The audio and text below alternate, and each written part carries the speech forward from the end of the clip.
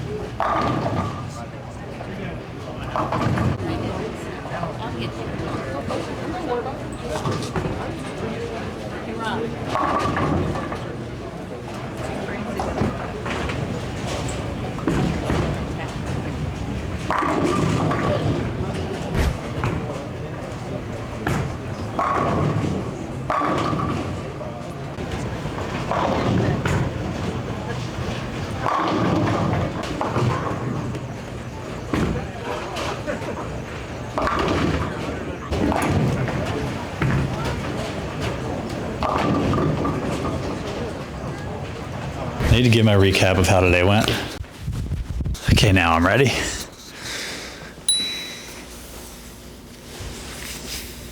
I split about 4 times a game, threw a lot of good shots, made a bunch more bad reads. I tried to learn from yesterday. Yesterday the play was hard and straight. Today, even in the practice, the play was hard and straight. So I was like, oh, hard and straight, let's fire it up the gutter.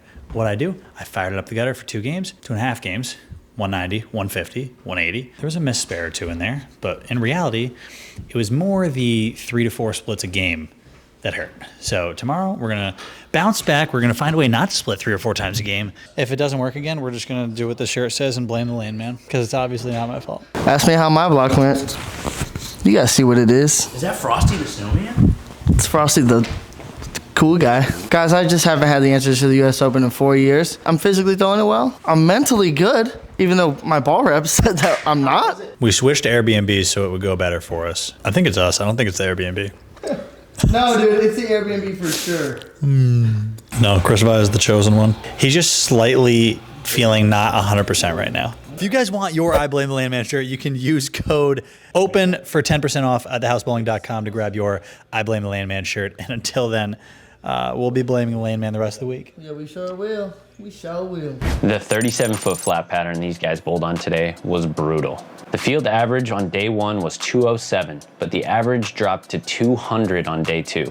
Anytime this group of guys only averages 200 collectively, you know it's tough. The strike percentage for the field also dropped from 53% on day 1 to 47% on day 2. Former Player of the Year Andrew Anderson took over the lead after 16 games of qualifying. After a slow start his first 3 games, he cruised the last 5 games, averaging 218 for the day and 225 overall. Anderson finished 11th in this event last year, and he already has 1 major title under his belt. After another good day, Anthony Simonson sits in 2nd place, averaging 223 overall.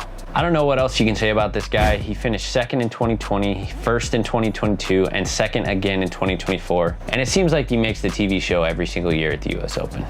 It doesn't matter what oil pattern is out there, Simo is always in play. Multiple-time regional champion Zach Weidman had a good day yesterday and moved from 7th into 3rd. Zach also had a fairly decent showing at the 2024 US Open, where he was the first person to miss cashing. Chris Prather grinded a little bit on day 2, but remains in 4th place. I texted Chris and asked him about his block, and he said he started with urethane and then slow curved a shiny big ball. The PBA Doubles Championship is coming up very soon. Chris and Andrew Anderson are defending champions, and both look to be in peak form heading into the Doubles Championship in a couple weeks. AJ Johnson had the 2nd best block of the day, averaging a little over 219, and moved from 21st all the way into 5th. AJ made the telecast last week as well, so he's off to a hot start in 2025.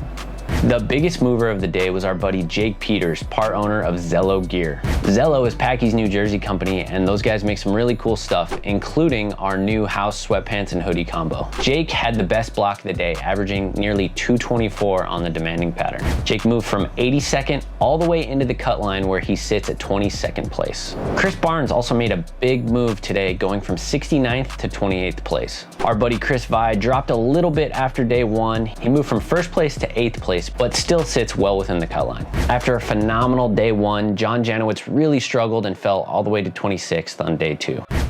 Belmo had a solid block, averaging almost 208 for 8 games, and currently sits in 10th place. Graham Fa had another good day, moving from 25th to 13th. Defending champion Kyle Troop moved from 23rd to 17th.